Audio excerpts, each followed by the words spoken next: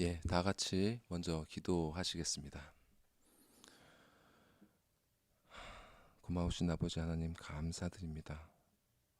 주님, 정말 아무 자격도 없는 우리들을 이렇게 한자리로 또 불러 모으사 정말 크신 하나님의 말씀 듣게 하심에 감사드립니다. 주님, 이 시간 우리의 마음 부드럽게 하여 주시고 또 우리 어두워져 있는 눈과 귀를 열어주셔서 아버지의 마음 조금이라도 더 깨닫게 되는 그렇게 복된 예배로 복된 시간으로 인도하여 주시옵소서. 감사드리며 예수님의 이름으로 기도드립니다. 아멘.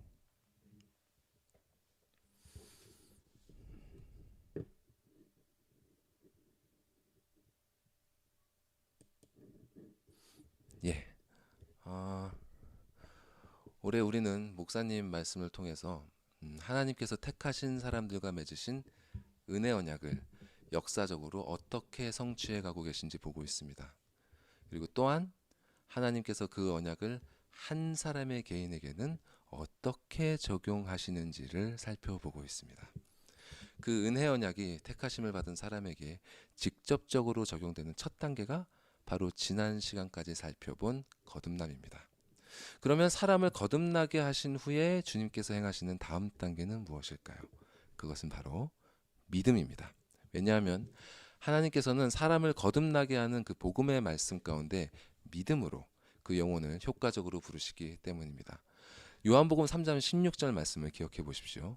하나님이 세상을 이처럼 사랑하사 독생자를 주셨으니 이는 저를 믿는 자마다 멸망치 않고 영생을 얻게 하려 하심이라.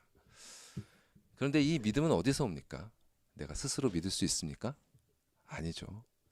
믿기지 않는 것을 억지로 믿으려 한다 해서 그것이 진실로 믿어지는 것은 아닙니다. 제가 지난 시간에 말씀드린 것처럼 거듭나지 않은 사람은 자신의 이성의 지평을 넘어서는 것을 믿지 못합니다. 또한 죄로 죽어가는 자신의 상태를 인식하지 못하기 때문에 복음에서 제시하는 구원을 믿을 필요를 느끼지 못합니다. 더 나아가 그들은 현재 자신들이 거하고 있는 어둠을 사랑하기 때문에 본능적으로 빛으로부터 멀어지려고 합니다. 이렇게 죄에 물든 사람으로서 스스로 믿음을 갖는다는 것은 불가능한 것입니다. 그래서 성경은 믿음을 하나님의 선물이라고 말씀합니다. 에베소서 2장 8절에 너는 그 은혜에 의하여 믿음으로 말미암아 구원을 받았으니 이것은 너희에게서 난 것이 아니요 하나님의 선물이라. 이렇게 하나님께서는 거듭난 자에게 믿음을 선물로 주십니다. 그래서 앞으로 몇 차례에 걸쳐 이 믿음에 대해 살펴보도록 하겠습니다. 오늘 본문의 말씀은 우리가 너무나 잘 알고 있는 탕자의 비유의 후반부입니다. 몇 개월 전에 우리는 전반부를 살펴본 적이 있었죠. 생명에 이르는 회개라는 제목으로 말씀을 나누었었는데요. 제가 수개월이 지나 다시 이 본문으로 돌아온 이유는 이 본문이 거듭남으로 믿음을 얻은 자와 얻지 못한 자의 차이를 매우 분명하게 보여주기 때문입니다. 지난번에는 이 비유의 전반부를 말씀드리면서 다른 것은 잊어버리시더라도 이것만은 꼭 기억해달라고 부탁드린 한 문장이 있었는데요. 혹시 기억나는 분 있으십니까? 네, 꽤 오랜 시간이 지나서 가물가물하실 텐데 다시 한번 말씀드리겠습니다. 꼭 기억해 주시면 좋겠습니다. 그것은 하나님께서는 죄인이 돌아오는 것을 기뻐하는 분이시다. 한번 따라해 보실까요? 하나님께서는 죄인이 돌아오는 것을 기뻐하는 분이시다. 이것이 우리가 믿어야 할 하나님의 진리입니다. 이것이 우리가 신뢰해야 할 하나님의 마음입니다. 탕자는 이러한 아버지의 마음을 어렴풋이 헤아렸습니다. 그는 품꾼들도 배불리 먹이시는 그분의 긍휼하심을 알았습니다. 그 자신은 마치 어둠이 빛을 싫어하는 것처럼 아버지를 싫어하여 상속받은 모든 재산을 가지고 떠나버렸지만 자신의 아버지가 자비로운 분이심은 알고 있었습니다. 이것이 그의 마음에 뿌려져 있던 진리의 씨앗입니다. 그리고 그가 마침내 모든 것을 잃어버리고 극심한 고난 가운데 죽음을 맞닥뜨리는 순간 하나님의 거듭나게 하시는 은혜가 임하사 아버지를 향한 자신의 죄가 무엇인지 그리고 자신이 얼마나 비참한 처지에 있는지를 깨닫게 되었습니다. 우리는 어떻게 이것이 거듭남인 줄 알 수 있을까요? 왜냐하면 이러한 죄와 비참함의 진정한 깨달음은 바로 거듭남을 일으키는 효과적인 부르심을 통해서만 일어나기 때문입니다. 효과적인 부르심에 대한 소요리 문답의 첫머리를 다시 한번 기억해 보십시오. 효과적인 부르심이란 성령 하나님의 사역으로 우리의 죄와 비참함을 깨닫게 하시고 이렇게 영의 거듭남으로 말미암아 거듭난 이성을 갖게 된 탕자는 비로소 자신의 죄와 비참함을 깨닫게 되었습니다. 어둠 속에 있던 그의 이성에 빛이 비추어지자 비로소 그의 마음에 뿌려져 있던 아버지의 성품에 대한 진리 그리고 아버지의 집에 대한 그 진리가 그의 마음을 움직인 것입니다. 이것이 바로 믿음의 시작입니다. 그리고 우리가 살펴본 것처럼 이렇게 거듭난 그의 이성은 아버지에 대해 이전과는 다른 감정을 갖게 되었고 그러한 감정으로부터 그의 의지는 두려움을 딛고 다시 아버지에게 돌아오는 선택을 하게 된 것입니다. 이렇게 믿음은 그저 무엇을 알고 믿는 이성적인 차원에 머무는 것이 아니라 그의 감정과 의지 모두를 포괄하는 전인적인 것입니다. 이 믿음이 어떤 결과를 가져왔는지 우리는 모두 알고 있습니다. 그것은 실로 아름다운 모습이 아닐 수 없습니다. 이것은 진실로 우리 모두가 소망하는 것입니다. 아버지 하나님과 함께 하는 것. 모든 믿는 자는 진실로 그것을 소망하며 지금도 이 여정을 걷고 있습니다. 그런데 예수님의 이야기는 여기서 끝나지 않습니다. 예수님의 이야기는 아들이 하나 더 등장합니다. 이 아들은 누구일까요? 예수님은 왜 탕자와 아버지가 만나는 이 아름다운 모습에서 결말을 맺지 않으시고 오늘 본문 말씀을 더하셨을까요? 이 부분을 이해하기 위해서는 예수님께서 이 비유를 말씀하신 배경을 파악할 필요가 있습니다. 이 이야기가 속한 누가복음 15장 1절과 2절에서 우리는 그 배경을 알 수 있습니다. 여러분 성경을 옆에 놓으시고요. 그 누가복음 15장을 펼치시고 1절과 2절을 함께 보시면 좋겠습니다. 누가복음 15장 1절과 2절 말씀.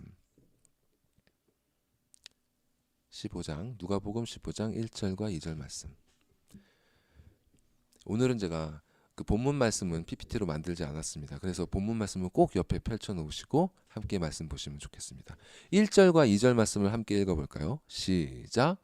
모든 세리와 죄인들이 말씀을 들으러 가까이 나아오니 바리새인과 서기관들이 수군거려 이르되 이 사람이 죄인을 영접하고 음식을 같이 먹는다 하더라. 이 말씀은 우리가 복음서에서 익숙하게 만나는 광경을 묘사하고 있습니다. 당신께 나아오는 세리와 죄인들을 예수님께서는 거부하지 않으셨습니다. 하지만 이 모습을 바라보는 바리새인들과 서기관들은 이러한 예수님을 매우 못마땅하게 여기고 있었습니다. 제가 예전에 바리새인들과 서기관들을 그저 예수님을 미워하는 나쁜 사람들 이렇게만 보아서는 안 된다고 말씀드린 적이 있죠. 그렇게 보는 것은 성경을 너무 평면적으로 보는 것입니다. 바리새인들은 여호와를 섬기는 신앙과 그 신앙으로 말미암는 이스라엘의 민족적 정체성을 지키기 위해 애를 쓰는 사람들이었습니다. 그들은 강력한 로마 제국이 지배하는 당시 현실 속에서 장차 도래할 메시아를 통해 하나님의 나라가 회복될 때까지 이스라엘 백성들이 그들의 정체성을 잃지 않도록 하기 위해 하나님의 말씀을 철저히 지킬 것을 독려했습니다. 그들에게 하나님의 말씀, 즉 율법을 지키는 것은 민족과 신앙에 존폐가 걸린 문제였습니다. 그런 그들에게 세리와 죄인들은 실로 좋게 봐줄 수 없는 부류의 사람들이었죠. 세리들은 로마의 앞잡이가 되어 동적인 유대인들을 괴롭히는 자들이었고 죄인들은 그들의 정체성을 지켜주는 하나님의 율법을 지키지 않는 자들이었습니다. 바리새인들의 입장에서 이런 자들은 결코 용납할 수 없었습니다. 그런 세리와 죄인들이 예수님의 말씀을 들으러 가까이 나왔고 예수님께서는 그들을 영접하고 함께 음식을 잡수셨습니다.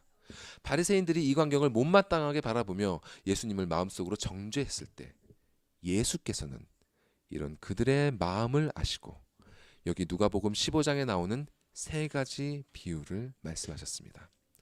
첫 번째 비유는 99마리 양을 두고 잃어버린 한 마리 양을 찾는 목자의 이야기이고요. 두 번째 비유는 10드라크마, 즉 10개의 은 동전 중에 하나를 잃었다가 찾은 여인의 기쁨에 대한 이야기입니다. 그리고 마지막이 바로 탕자의 비유입니다. 이 앞에 두 비유와 이 탕자의 비유 첫 번째 부분의 요지가 바로 제가 서두에 상기시켜 드렸던 바로 그 문장입니다. 하나님께서는 죄인이 돌아오는 것을 기뻐하는 분이시다. 그런데 탕자의 비유에서는 앞선 두 비유에는 나오지 않는 내용이 등장합니다. 바로 아버지 곁에 남아있던 마다들에 대한 이야기죠. 이 비유들을 말씀하신 배경을 고려했을 때 이 마다들은 1차적으로 바리새인과 서기관들을 가리키는 것이 자명합니다. 그렇다면 이 비유의 뜻은 이렇게 해석될 것입니다. 아버지 하나님께서는 세리와 죄인들도 그분께 돌아온 것을 기뻐하는 분이므로 너희 바리새인과 서기관들도 이를 못마땅히 여기지 말고 기뻐해야 한다. 이것은 실로 타당한 해석입니다. 그런데요, 이렇게만 이해한다면 우리는 이 말씀으로부터 별다른 유익을 얻지 못할 것입니다. 왜냐하면 현대교회 안에 있는 그 누구도 믿지 않는 자가 말씀을 듣기 위해 교회에 나오는 것을 자신이 못마땅하게 생각한다고 여기지 않기 때문입니다. 만약 사회 속의 혐오의 대상이 되는 사람들, 이를테면 온몸에 무서운 문신을 한 폭력배나 동성애자들과 같은 이들이 말씀을 들으러 온다고 가정한다면 아마 교회 안에는 마음이 불편해질 사람들이 꽤 있을 것입니다.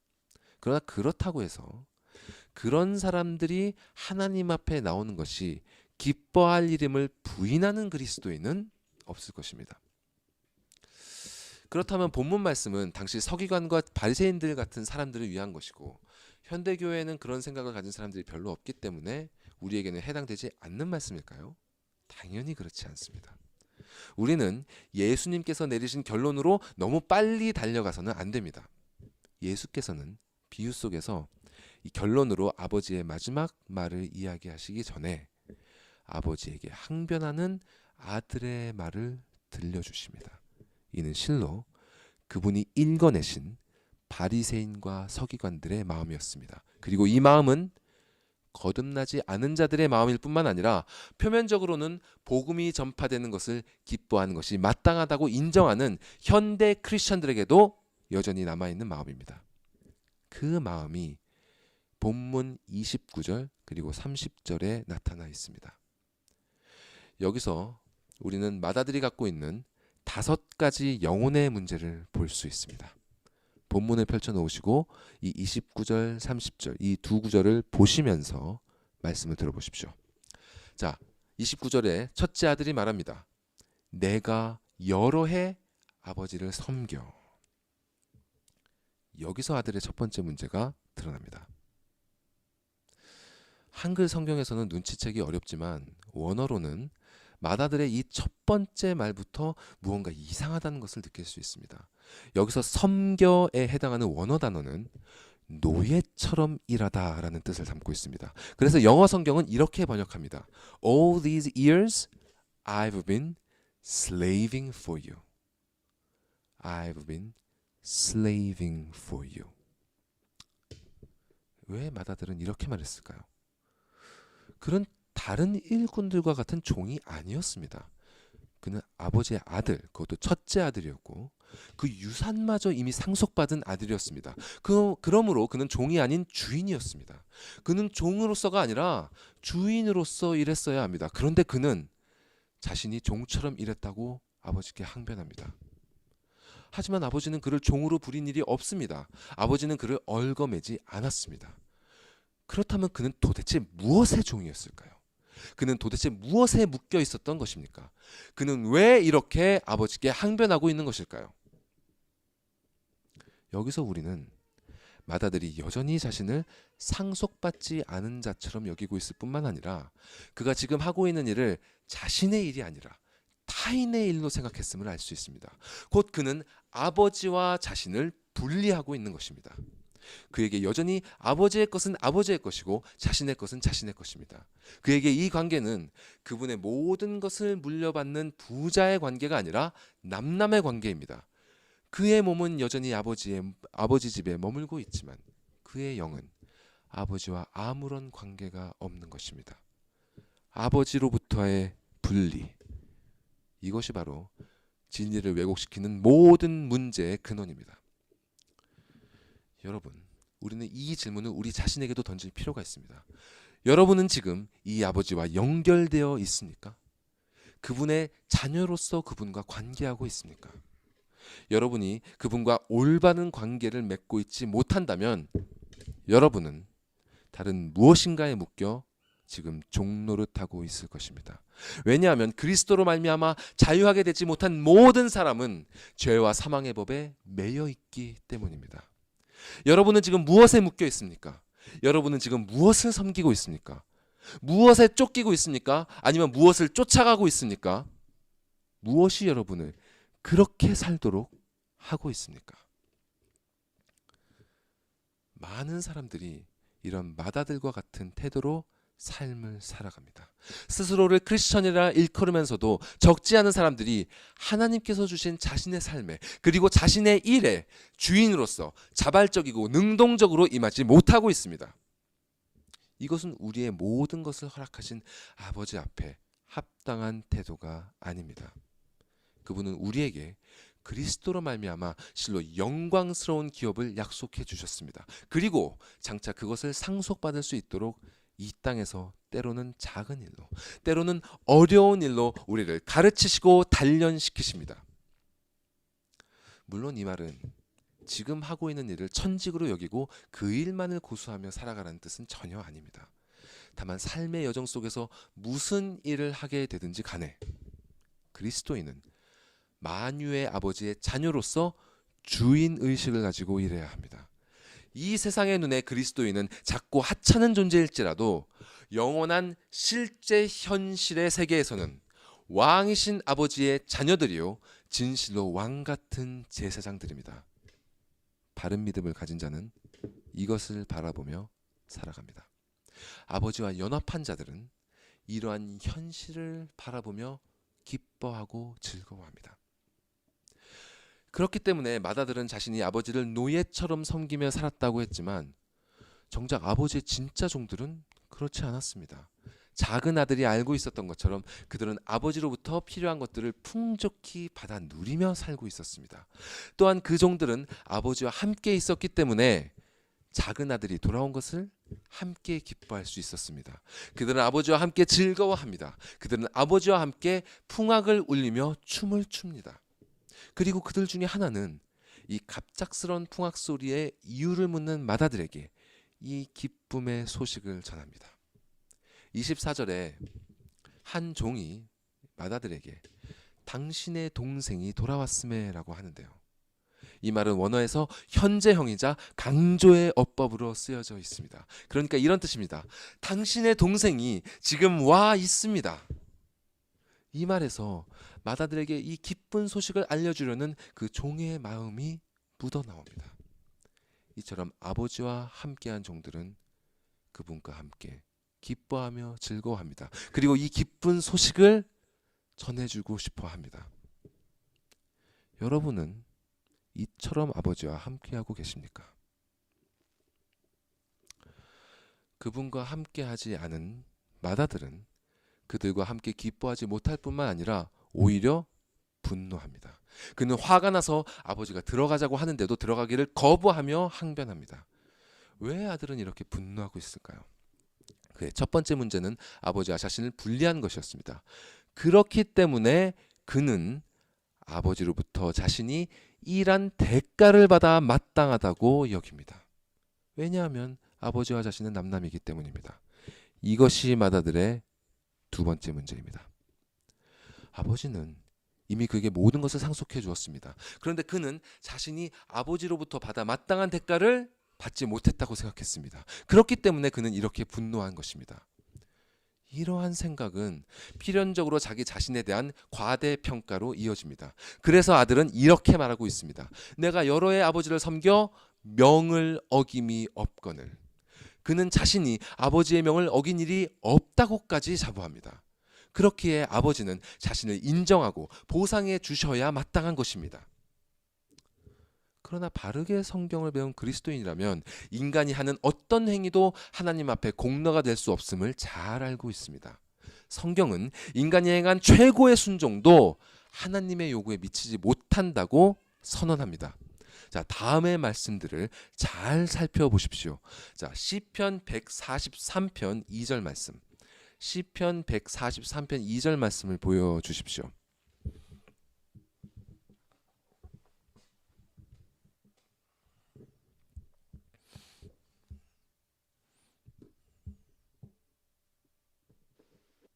예, 함께 시편 말씀 읽어볼까요? 시작. 주의 종에게 심판을 행하지 마소서. 주의 눈앞에는 의로운 인생이 하나도 없나이다. 주의 눈앞에 의로운 인생은 없습니다. 이렇게 어느 누구도 주 앞에 의로울 수 없는 이유는 우리가 행할 수 있는 최고의 선을 행하더라도 거기에 우리의 죄가 섞이지 않을 수 없기 때문입니다. 그 밑에 이사야 64장 6절 말씀 다 같이 읽어보겠습니다. 시작. 무릇 우리는 다 부정한 자 같아서 우리의 의는 다 더러운 옷 같으며 우리는 다 잎사귀같이 시들므로 우리의 죄악이 바람같이 우리를 몰아가나이다. 우리의 의로움이라고 해봤자 다 나병 환자가 입고 있는 옷처럼 더러운 누더기일 뿐입니다. 그렇기 때문에 우리가 아무리 하나님의 법을 잘 지키려고 애를 쓰고 양심의 거리낌이 없이 온전히 살아가려고 해도 우리는 그저 우리의 죄악됨을 더욱 깨닫게 될 따름입니다. 그래서 로마서 3장 20절은 이렇게 말씀합니다. 로마서 3장 20절 말씀 읽어볼까요? 시작. 그러므로 율법의 행위로 그의 앞에 의롭다 하심을 얻을 육체가 없나니 율법으로는 죄를 깨달음이니라. 우리의 순종의 행위로는 그저 죄를 깨달을 수밖에 없습니다. 그렇기 때문에 참된 그리스도인은 그 자신이 하나님께 최선의 순종을 다했다 하더라도 다음과 같이 고백할 수밖에 없음을 잘 알고 있습니다. 그 밑에 누가복음 17장 10절 말씀입니다. 시작. 이와 같이 너희도 명령받은 것을 다 행한 후에 이르기를 우리는 무익한 종이라 우리가 하여야 할 일을 한 것뿐이라 할지니라. 우리는 이 세상에서 아버지의 자녀답게 모든 삶과 일에 주인으로서 기쁘게 임해야 하지만 그렇다고 우리가 그 일들을 진실로 아버지의 자녀답게 해내는 것이 아님을 기억해야 합니다. 게다가 그 일을 설령 다 해내었다 하더라도 그것은 그저 마땅히 해야 할 일을 한 것일 뿐입니다. 인간이 행한 최고의 순종도 아버지의 영광을 한치도 높일 수 없습니다. 교회를 다니는 많은 사람들이 이 진리를 잘 알고 있지만 정작 마음은 마다들과 같은 사람이 적지 않습니다. 그들은 자신이 마다들처럼 아버지의 명을 전부 지키며 살았다고는 감히 말하지 않습니다. 그러나 그들은 자신이 세상 속에서 인정을 받지 못한다고 느낄 때, 심지어 교회 속에서도 인정을 받지 못한다고 느낄 때 여전히 불쾌함을 감추지 못합니다. 왜냐하면 자신은 자신이 행한 대로 보상을 받아 마땅하기 때문입니다. 이러한 감정은 의식 가운데 나오는 것이 아닙니다. 이것은 원죄 아래에 모든 사람에게 내재되어 있는 기본적인 세계관입니다. 행위 언약의 실패로 하나님과의 관계가 끊어진 모든 인간은 여전히 행위에 따른 보상의 메커니즘에 따라 사고하고 행동합니다. 그들의 이것은 너무나 당연한 것입니다. 그래서 그들은 오직 하나님의 은혜로 말미암은 구원이라는 개념을 이해하지 못합니다. 안다고 생각하지만 사실 그들은 모르고 있습니다.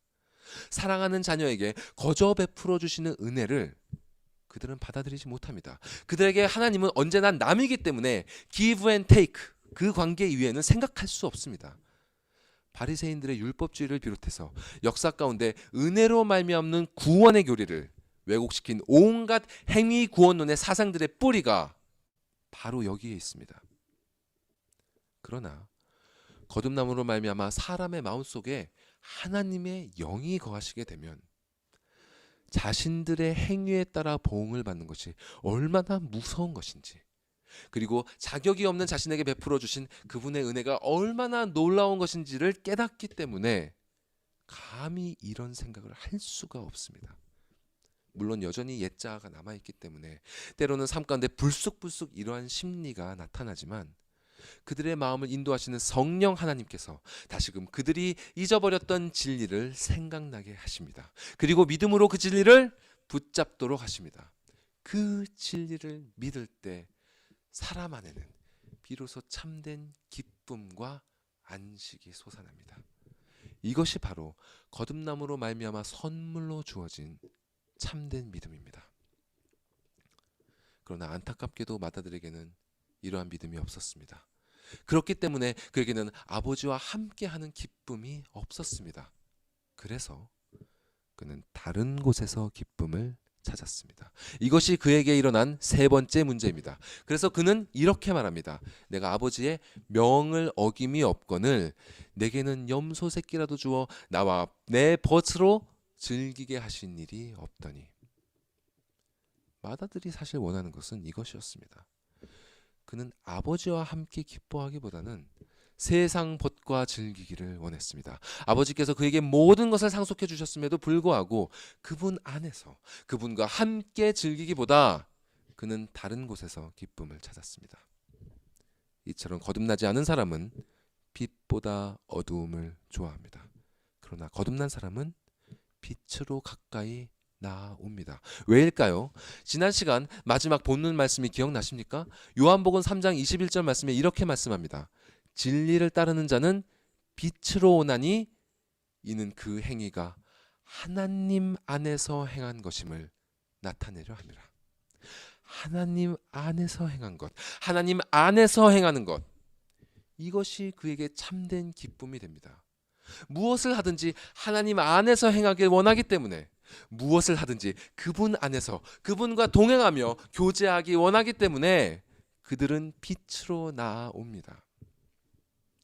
그들이 특별히 말씀을 읽고 기도하는 일을 사모하는 이유는요, 다른 모든 일들 가운데서도 아버지와 교제할 수 있지만 빛 대신 말씀을 읽으면서 듣고 또 그 말씀의 빛을 따라 고백하는 기도 가운데에서 아버지와의 가장 친밀한 교통을 경험하기 때문입니다. 여러분은 지금 어디에서 즐거움을 찾고 계십니까? 어디에서 위로를 얻고 계십니까? 아버지 하나님, 그분과 교제하는 것에서, 그분과의 관계 속에서 즐거움과 위로를 누리고 계십니까? 아니면 이런 관계를 혹시 잃어버리셨습니까? 혹은 이런 관계가 생소하십니까? 신앙생활을 오래 했다고 해서 이런 관계를 진실로 알고 있는 것은 아닙니다. 마다들은 아버지의 집을 떠난 적이 없음에도 불구하고 이런 관계를 알지 못했습니다. 그렇기 때문에 그에게는 그분과의 관계 가운데서 기쁨이 없었습니다. 오히려 기쁨 대신 분노가 일어났습니다. 이런 마다들의 분노를 더욱 촉발시키는 그의 네 번째 문제가 이어지는 30절에 드러납니다. 그는 이렇게 말합니다. 아버지의 살림을 창녀들과 함께 삼켜버린 이 아들이 돌아오매. 자신은 아버지를 오랜 세월 노예처럼 섬기면서 그분의 명을 하나도 어긴 적이 없는 사람입니다. 그러나 저 동생은 아버지의 살림을 창녀들에게 넘겨준 패역한 자식입니다. 바리새인의 입장에서 말한다면 저 세리와 죄인들은 외세의 앞잡이 노릇을 하며 민족의 신앙을 내팽개쳐버린 하나님의 심판을 받아 마땅한 자들인 것입니다. 혹시 여러분의 눈에 둘째 아들과 같은 혹은 세리와 죄인과 같은 사람들이 있습니까? 혹시 가족입니까? 친구입니까? 아니면 정치적으로 반대편에 속한 사람들입니까? 혹은 기득권을 가진 어떤 집단입니까? 아니면 혹은 타락한 어떤 목회자들입니까? 참된 믿음이 있는 사람은 그 자신이 용서받은 죄인이기 때문에 함부로 다른 사람을 판단하고 정죄하지 못합니다. 그들은 진리에 따른 옳고 그름을 분별할 수 있고 그것에 대해 두려움 없이 말할 수 있지만 다른 사람을 판단하고 정죄하는 일은 자신들에게 속한 것이 아님을 알고 있습니다. 오히려 그들이 해야 할 바는 그리스도의 본을 따라 원수의 허물을 덮어주고 사랑하는 일입니다. 그들이 그런 순종을 할 수 있는 이유는 정의를 바로 세우는 일이 오직 아버지의 손에 있으며 그분의 뜻에 따라 그분의 때에 마침내 그 일을 이루실 것임을 믿기 때문입니다. 그러나 이러한 참된 믿음이 없는 사람은 타인을 판단하고 정죄하는 일에 거리낌이 없습니다.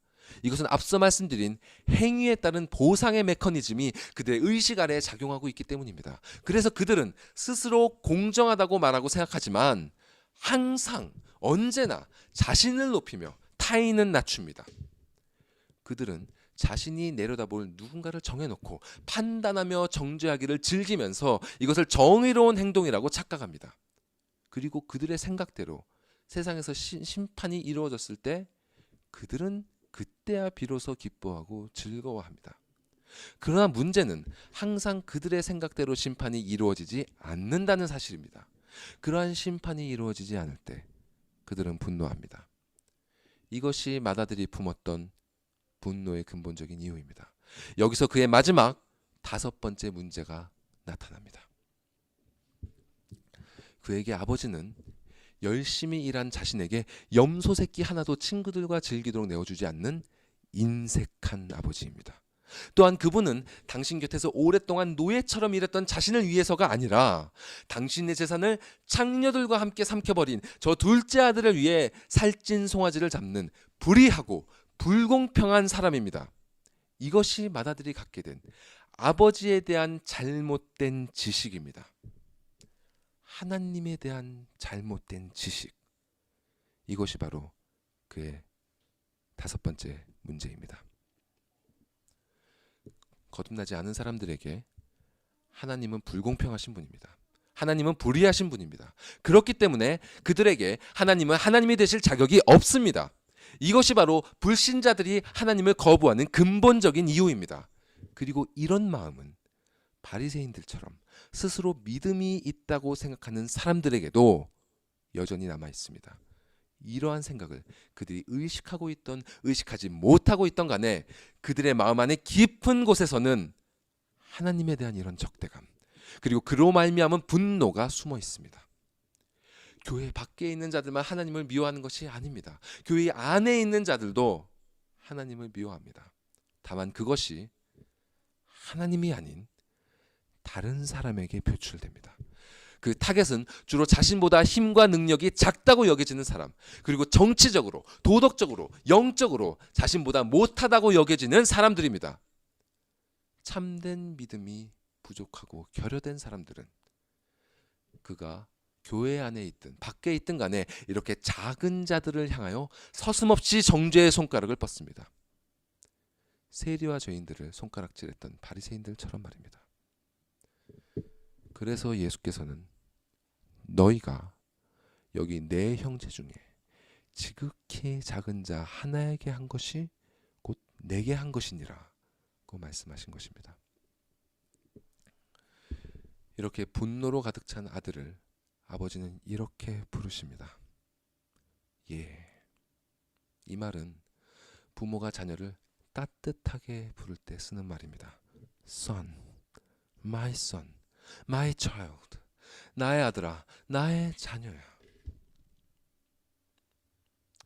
마다들은 영적으로 거듭난 자가 아닙니다.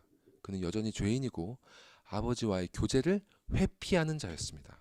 이 마다들이 1차적으로 상징하고 있는 바리새인과 서기관들은 예수님께 훗날 독사의 자식들이라는 험한 말을 들을 정도로 완악한 자들이었습니다. 하지만 주님께서는 항상 그렇게 엄격한 태도로만 그들에게 다가가지 않으셨습니다. 그분은 비유 속 아버지의 말을 빌어 그들을 이렇게 부르십니다. 나의 자녀들아. 이렇게 하나님께서는 죄인들을 따뜻하게 부르는 분이십니다. 그분은 무서운 아버지가 아니십니다. 그분은 자비로운 분이십니다. 그분은 오래 참으시는 분이십니다. 앞서 본문 28절에서 분노로 말미암아 집에 들어가길 거부하는 마다들에게 아버지가 나와서 권했다고 말씀하고 있습니다. 하나님께서는 이처럼 죄인들에게 먼저 친히 가까이 오시는 분입니다. 그분은 아브라함을 비롯한 믿음의 선조들에게 먼저 다가오셨고 당신의 유일하신 아들 성자 하나님을 친히 피조물의 형상인 인간의 모습으로 낮추사 이 세상에 보내셨습니다.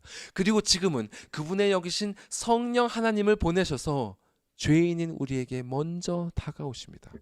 하나님은 그런 분이십니다.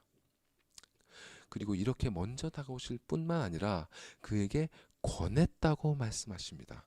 여기서 권했다는 번역은 전혀 원어의 느낌을 전달해 주지 못합니다. 이 원어의 뜻은 영어로 plead, beg 란 뜻입니다. 애원한다, 간청한다, 간곡히 부탁한다는 말입니다. 하나님께서는 세상을 이처럼 사랑하십니다. 비록 죄로 말미암아 타락했음에도 불구하고 당신의 자녀들이 돌아오기를 이처럼 바라고 계십니다. 아버지께서 지금 무엇을 간청하고 계십니까? 당신의 집으로 들어올 것을 청하고 계십니다. 이는 곧 아들과의 관계를 회복하시려는 것입니다. 이렇게 그분께 나아가는 데 있어서 아버지께서 죄인에게 무언가를 요구하십니까? 전혀 그렇지 않습니다.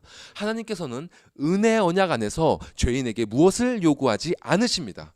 심지어 죄에 대한 회개조차 주님 앞에 나아가기 위한 조건이 아닙니다. 여기에 오해가 많이 있는데요. 회개는 조건이 아닙니다. 예수님께서는 자신의 죄를 회개한 자에게만 병을 고쳐주지 않으셨습니다. 그분은 당신께 나온 모든 환자들의 병을 거저 고쳐주셨습니다. 목마른 자는 누구든지 값없이 와서 마시라고 부르셨습니다. 돈 없이 값없이 와서 그저 필요한 대로 포도주와 젖을 사라고 부르셨습니다. 수고하고 무거운 짐을 지는 자들은 그저 그분께 나아가기만 하면 됩니다. 그분께 맡기면 됩니다. 그분은 그렇게 우리를 부르셨습니다.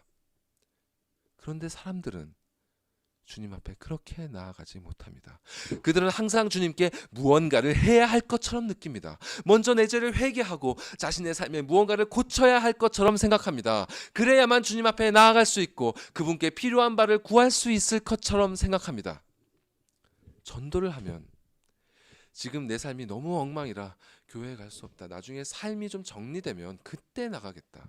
이런 식으로 반응하는 사람들이 꽤 많습니다. 이런 생각은 우리가 앞서 살펴본 마다의 근본적인 문제에서 기인합니다. 곧 한낱 피조물인 자신을 창조주인 하나님과 분리해서 그분과 무엇을 왔다 갔다 할 수 있는 그런 동등한 입장으로 여기기 때문입니다. 이로부터 행위에 따른 보상의 메커니즘이 작동하고 그렇기 때문에 자꾸만 하나님 앞에 나아가기에 앞서 무언가 자신에게 덧붙이려 하는 것입니다. 아버지께서는 이러한 문제를 너무나 잘 알고 계십니다. 그래서 그분은 죄인을 부르신 후에 이렇게 말씀하셨습니다. 예, 너는 항상 나와 함께 있으니. 너는 항상 나와 함께 있다. 모든 피조물은 창조주에게 의존된 존재로서 그분과 함께하고 있습니다. 바리새인과 서기관들은 외적으로 아브라함의 언약의 자손으로서 그분과 함께했습니다. 지금 눈에 보이는 모든 교회의 성도들은 그리스도의 말씀을 통해 언약의 약속을 받은 자들로서 그분과 함께합니다. 그러나 지금 하나님이 부르시는 연합의 차원은 그 정도가 아닙니다. 그분의 집으로 들어가는 것입니다. 그렇게 택함을 받아 부르심을 입은 모든 참 신자들은 그분의 집으로 들어갑니다. 그리스도의 집에 들어가 그분과 하나가 됩니다. 그리스도께서는 그렇게 임마누엘 하나님으로 우리에게 오셨습니다. God with us, 우리와 함께 하시는 하나님, 내가 지금 너와 함께 있다. 거듭난 자의 갓 태어난 영을 홀로 두지 않으시고 성령 하나님께서는 그 영과 함께 하십니다. 그리고 그 영은 하나님으로부터 참된 믿음을 선물로 받습니다. 이 믿음으로 말미암아 하나님께서는 이전에 그의 마음에 뿌려두셨던 진리의 말씀을 비로소 그가 이해하게 하십니다. 자신의 죄를 지적했던 그 듣기 싫었던 그 말씀이 비로소 이제야 깨달아지게 됩니다. 반드시 이 믿음이 있어야 죄인은 자신의 죄와 비참함을 자각할 수 있습니다. 이것이 바로 탕자에게 일어난 사건이며 지금 아버지가 맏아들에게 이루고자 하시는 일인 것입니다. 그분과 함께 연합하지 않으면 참된 믿음을 얻을 수 없고 참된 믿음이 없이는 참된 회개도 있을 수 없습니다. 아무리 교회를 오래 다닌다 해도 바리새인들처럼 하나님의 말씀을 달달 외우고 있다 할지라도 거듭난 영으로 그분과 연합하지 않았다면, 그분과의 인격적인 관계가 없다면 그 사람은 참된 그리스도인이 아닙니다. 반대로 성령으로 거듭나 그분과 참되게 연합한 사람은 그분으로부터 참된 믿음을 받았기 때문에 그분이 계시하시는 모든 진리를 믿게 됩니다. 그저 머리로 알고 동의할 뿐만 아니라 그의 마음은 아버지의 마음을 이해하게 됩니다. 잃어버린 자녀를 향한 그분의 애통함에 함께 슬퍼하며 다시 찾은 자녀에 대한 기쁨에 함께 기뻐하고 즐거워하게 됩니다. 더 나아가 이제 그는 만왕의 왕의 자녀로서 주인의식을 가지고 적극적이고 능동적으로 삶에 임하게 됩니다. 세상의 핍박과 멸시에도 그가 위축되지 않는 것은 이 세상보다 크신 하나님이 그를 인정하시기 때문입니다. 그가 어떤 어려움에도 두려워하지 않는 것은 가장 부요하신 아버지의 모든 것이 곧 그의 것이기 때문입니다. 내 것이 다 네 것이로되. 이렇게 참된 믿음은 하나님과의 연합에서 흘러나와 사람의 지정의 모두에서 발현됩니다. 마지막으로 간략하게 적용의 말씀을 드리겠습니다. 여러분이 만약 아직 참된 믿음을 소유하지 못하셨다고 생각되신다면 아버지께서 여러분을 부르고 계심을 기억하십시오. 그분은 여러분에게 그 무엇도 요구하지 않으십니다. 그저 여러분의 문제를 들고 그분 앞에 나아가 그분께 아뢰십시오. 그분을 시험하려 하지 마시고 그저 솔직하게 여러분의 모습 있는 그대로 그분께 나아가십시오. 믿음이 안 생기면 믿지 못하겠다고 아뢰십시오. 무엇이 믿기 어려운지 그분께 내어 놓으십시오. 맏아들처럼 그분에 대한 분노가 여러분께 있다면 솔직하게 그 부분을 털어놓으십시오. 이러한 작업이 어려우시면 목사님과 저와 같은 말씀 사역자의 도움을 받으시거나 여러분께서 신뢰하실 만한 믿음의 사람에게 도움을 부탁하십시오.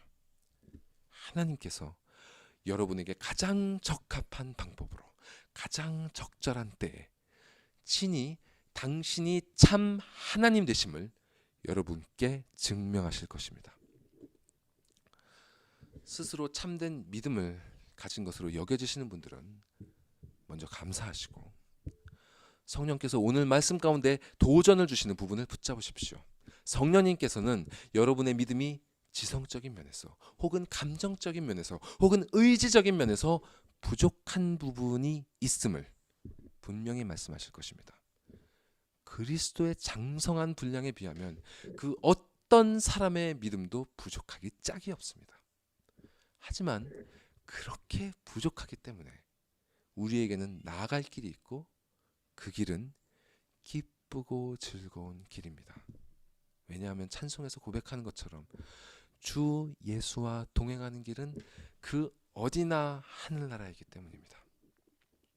마지막으로 자신의 믿음이 참된 믿음인지 아닌지가 불명확하게 느껴지거나 자신의 믿음 가운데 무언가 문제가 있다고 생각이 되신다면 오늘 드린 말씀을 따라 여러분의 믿음을 차분하게 다시 한번 점검해 보십시오. 성경의 어떤 부분을 이해할 수 없다든지 누군가에게 내가 미움이 있다든지 삶의 어떤 부분에 문제가 있는 등의 그런 지엽적인 문제에 너무 얽매이지 마시고요. 말씀에 따라 여러분의 영이 하나님과 진실로 부모와 자녀의 관계를 맺고 있는지를 살펴보십시오. 보이지 않는 하나님과의 관계가 너무 추상적으로 느껴지십니까? 그분은 인간이 아니시지만 그 어떤 인간과의 관계보다도 더욱 인격적이고 더욱 친밀하게 거듭난 자녀와 소통하십니다. 거듭난 자는 처음에는 이 사실을 잘 이해하지 못할 수 있지만 그의 영이 자라감에 따라 마치 아이가 부모와의 소통하는 법을 배워가듯이 그렇게 그분과의 관계 맺는 방법을 알아가게 됩니다. 이것은 어떤 인위적인 훈련이나 수련을 통해 생기는 것이 아닙니다. 또한 어떤 특별한 능력을 가진 사람들만 하는 그런 것이 아닙니다. 이것은 오직 성령 하나님께서 참된 믿음이라는 통로를 통해 진리의 말씀을 우리의 지정의에 공급하사 우리의 영을 점차 자라게 하심으로써만 이루어집니다. 그렇기 때문에 참된 믿음을 가진 사람은 이런 것을 자랑하지 않습니다. 자신에게는 자랑할 것이 아무것도 없기 때문입니다. 여러분에게 어떤 어려움이 있든지 간에 조급해하지 마시고 지금도 여러분 옆에서 기다리고 계시는 그분께 나아가십시오. 그리스도의 복음을 통한 아버지와의 연합 안에 모든 문제의 답이 있습니다. 그분과 함께할 때 문제는 더 이상 문제가 아니게 될 것입니다.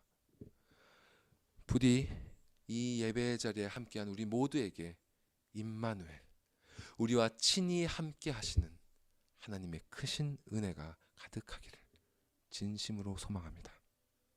기도하시겠습니다.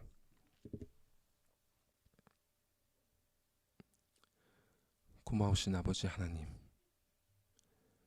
우리와 함께 하여 주심에 감사드립니다. 우리와 함께 하여 주시고 주님의 말씀을 듣게 하여 주심에 감사드립니다. 주님, 만약 우리 가운데 아직 주님의 집에 들어가지 않은 자가 있다면 우리를 친절하게 부르시는 당신과 당신의 손을 잡고 그 집에 들어갈 수 있도록 이 시간 인도하여 주시옵소서. 주님, 주님과의 이러한 친밀한 관계를 잃어버린 분이 있다면 그 마음을 감동케 하사 그 관계를 회복시켜 주시옵소서. 그 관계를 알아가고자 하는 소망을 가진 분이 있다면 주님, 친히 그 마음을 부드럽게 하시고 당신의 말씀을 먹이사 그 영을 자라게 하셔서 당신과 소통하는 이 기쁨이 얼마나 큰 것인지를 깨닫고 느끼고 경험하게 하여 주시옵소서. 그리하여서 우리의 믿음이 그저 아는 것에 머무는 것이 아니라 우리의 마음과 우리의 의지를 변화시켜서 우리의 삶 전체를 근본적으로 변혁시키는 그런 믿음으로 자라갈 수 있도록, 그런 참된 믿음이 될 수 있도록 삼위일체 하나님 역사하여 주시옵소서. 이 모든 말씀 우리 주 예수 그리스도의 이름으로 기도드리옵나이다. 아멘.